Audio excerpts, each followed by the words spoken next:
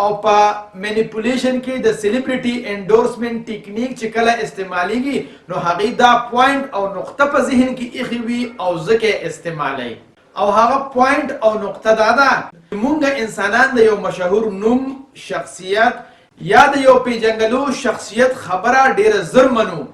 او همدغه وجه ده چې کله مونږ ته یو مشهور شخصیت یا یو پیژنګلو شخصیت نوم واغستی شي یا هغه په خپله مونږ ته یو تصور پیش کی نو خلک یې ډیر زر قبلی او که همدغه تصور یو ناپیژنګلو شخصیت یا غیر مشهور شخصیت مونږ ته پیش کی نو مونږ مختلف شکوک و شبهاتو کې مبتلا شو او ډیر زر په هغې باندې اعتماد نه کوو او هغه کنسپټ او هغه نظریه ډیره زر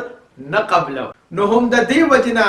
بعضې ادارې او کمپنیانې د خپل سرویسز او د پراډکټس خرڅولو دپاره د مشهورو شخصیاتو استعمال ډیر زیات کوي خو کله چې دغه مشهور شخصیت همدغه شانتي مقصد بیلیف لري کوم چې دغه ادارې یا کمپنۍ دی نو بیا به د اثر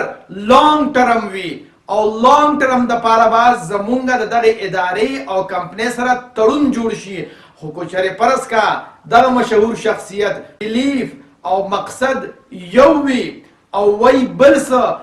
مونږ خو به وقتي طور ته متاثره شو خو لانګ ټرم دپاره به مونږ دغه کمپنۍ او ادارې سره تړون بلکل نه وي اوس کو دا متاثره کېدل د امپلایز په شکل کې وي یا د کلاینټس او د کسټمر په شکل کې وي نو دغه امپلایز او دغه کسټمر کې به وفاداری موجود وي او که چېرې فرض کا د دغه مشهور شخصیت بیلیف او پرپز بل څه وي نو په دغه امپلایز او په کلاینټس کې به وفاداری نه پیدا کیږي او ادارې یا کمپنیانې چې کوم مشهور شخصیت یا سلیبریټي استعمالوي نو د هغې کیو سکور ګوري کیو سکور دی ته وایي چې د دې کس ویور څومره دي څونه خلک د ده نه انسپایر دي څونه خلک دی اوري یا څونه خلکو کې دی مشهور دی دغې ته مونږه کیو سکور وایو د هغې په بنیاد سره بیا سلیبریټي او مشهور شخصیت سره ادارې او کمپنیانې هم خپل ډیلینګ کوي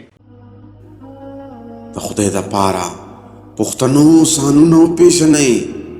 ستاسو دپاره خو به ځان له پیغمبر نه راځي